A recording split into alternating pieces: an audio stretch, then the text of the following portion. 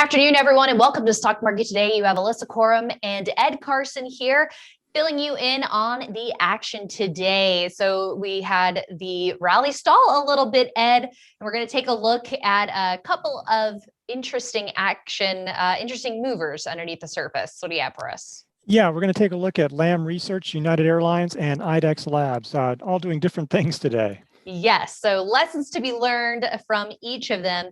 Now, the NASDAQ here, but let's actually start with the S&P 500, Ed. So the S&P down about 0.2% for the day. The NASDAQ essentially flat, the Dow down 0.25%, and the Russell down about 0.7%. So we'll go to the Russell and NASDAQ as well here. So just a little bit of some a halt here to the strong gains that we've seen as of late, I guess you could say. Yeah, if you think about from where we were like last Wednesday morning when we were undercutting the 50-day line for the S&P, obviously we're still improving quite a bit. So today, just a little bit of a pause, hardly really doesn't measure up to too much. We're still close to record highs on the S&P, still above the 21-day line. So from this is fine. Moving on to the NASDAQ, that one is like, it's basically flat is what it ended up being. So yeah, I mean, it's off highs. It sort of closed near session lows, but at the same time, it's hard to get too excited. It held above the 50-day line.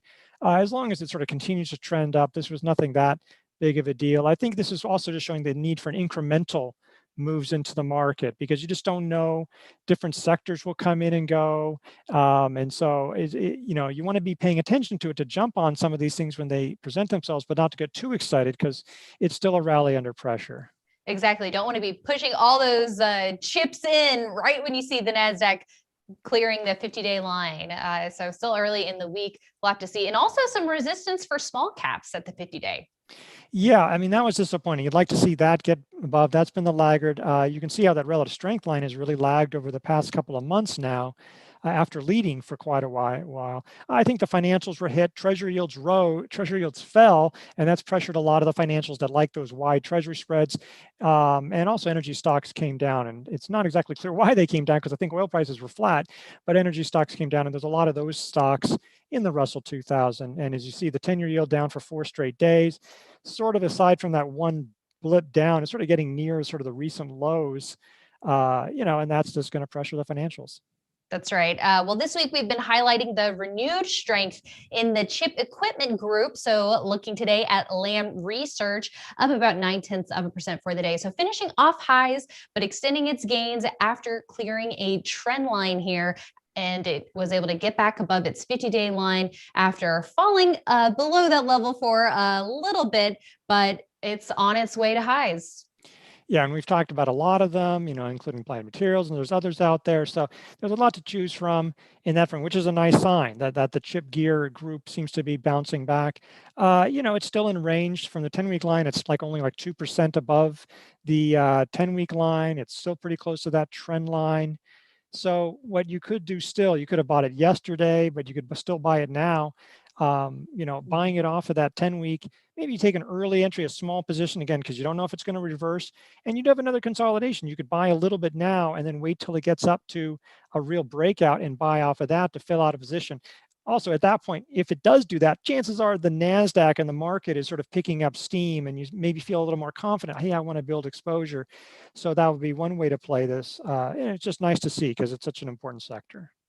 That's right, because if you're pyramiding into a position, going back to what you're saying, filling out the remainder of your position once it actually breaks out, if that's where you're starting your position and then pyramiding from there, then you're kind of potentially putting yourself at risk for adding at extended levels, which with the choppy market that we've seen for the last couple of months, that's definitely been hard to do successfully.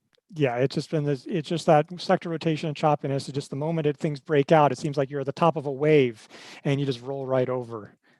Yes. Well, let's talk about that with United Airlines, ticker UAL.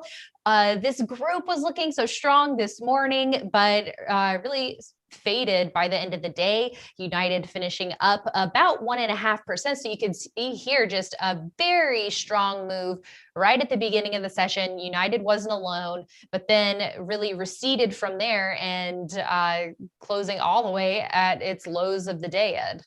Yeah, and it's not exactly clear why. I mean, the market came off highs, obviously, but it's, that it just sort of faded off, and that's just an issue. So if you waited a few minutes or waited 30 minutes, you might have said, hey, things are looking great. I'm jumping in, broke a trend line, bouncing off the 50-day line. There's a lot of reasons why you would have liked it, but I think there's a real sort of a flaw with some of these travel stocks. Looking over on the left-hand side, or just is the earnings. Okay, terrible losses last year. Okay, everybody understands why. Okay, you can sort of forgive this year too. It's still way below, but what about next year?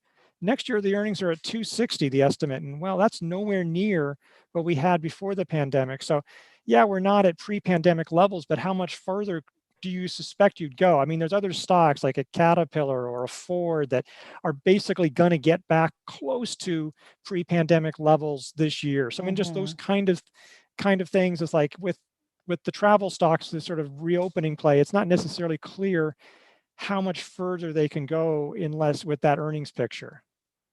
That's right.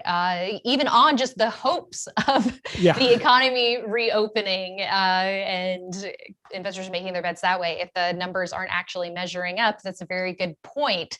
So at least as of today, the action in this group, not what we would have hoped.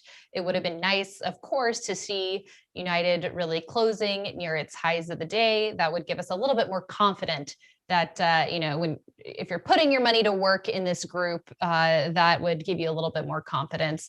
But what about putting money to work in something like Idexx Labs, ticker IDXX, Ed, which is our stock of the day, I believe, gaining momentum here after coming down to its 50-day line, and it's working on a handle. It's also able to clear that 550 area.